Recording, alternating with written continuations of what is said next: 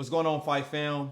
So the one fight that I did not get to talk about yet on the channel from the weekend was the Bam Rodriguez versus Cafu fight, which was the best main event out of all three. So I saved the best for last.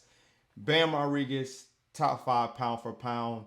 When Crawford retires, when Usyk retires, Bam Rodriguez is going to be fighting for that number one spot here very soon. He's still very young, still has a lot left to do in the sport, but he is an amazing boxer. So Bam Rodriguez stops Cafu in the 10th round on Saturday. This card was on the Zone. Main event of the Zone. It was in Frisco, Texas. Bam is fighting out of San Antonio. And coming into the fight, you all saw my prediction video when I talked about a lot of people were saying this is going to be a tough test for Bam. They were worried about Bam because of the power that Cafu had. And in my prediction video, I said that Bam is on another level. And not to take anything away from Cafu, but I think Bam is on another level from every fighter in his weight division and the division above that. Cafu fought a good fight during the live stream. I didn't understand like why he was standing in a corner, but then when I heard the explanation later, it was so Bam couldn't move around him, so Bam couldn't use his footwork, which didn't work because Bam is excellent at still using angles and shifting his body. But Cafu was trying to essentially limit the footwork that Bam could use, so basically he wouldn't get turned around. So normally Cafu's an aggressive guy, countering right away with hard shots. But in this fight, we didn't see that version of Cafu. I mean, he tried to counter, but Bam's movement is so good. So he would throw shots and then he's stepping back. He's getting in, getting out, throwing shots. A couple times Cafu caught him, but it was nothing devastating. I think it was maybe the 7th or the 8th round Cafu hit him and Bam kind of like acknowledged it like, oh, good shot. So, and then after the fight, Bam did say that Cafu was a very tough opponent, but to Bam, it looked so easy in there. It just looked like he was just like another day in the office, which I know that's what it was for him, but it's amazing how skilled he is at this young age. And something I found out from one of the trainers, I think it's Robert Garcia's son, Pita. Is that uh, Pita? Pito, sorry. I don't know if I'm pronouncing his name right or not, but they offered a fight to Nakatani versus Bam, and that fight, there it got shut down for whatever reason. Nobody's ducking or anything. He was clear about that, but they were willing to fight Nakatani next.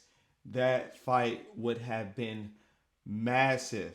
So instead, in November, Bam is fighting Fernando Martinez, who's game opponent, 18-0, definitely coming to fight. Bam is now 21-0. So I think that's gonna be another fight where like Bam is just going to continue to get better and better. Even if he would have fought Nakatani, like that fight would have been crazy. I'm just trying to think about that. I don't even want to give a prediction for that, but I'm just gonna say I don't see anybody beating Bam. So much to the point that I think in the future, because Bam, I think he's going to stay at 115 for a little longer, but then he's going to go up. I'm hoping that in a year and a half, 2 years, which Robert Garcia's son mentioned, we could see a matchup in the future between Bam and Inuway, which would be an epic, epic matchup. And I'm a huge Inuway fan. But if him and Bam match up with each other, like because I only think there's so much that Inuway can go up and weight before like those guys start punching a little harder and get him out of there because he has been dropping. He gets up, he's tough, but getting dropped from guys, the more you go up in weight, it might not be the same result.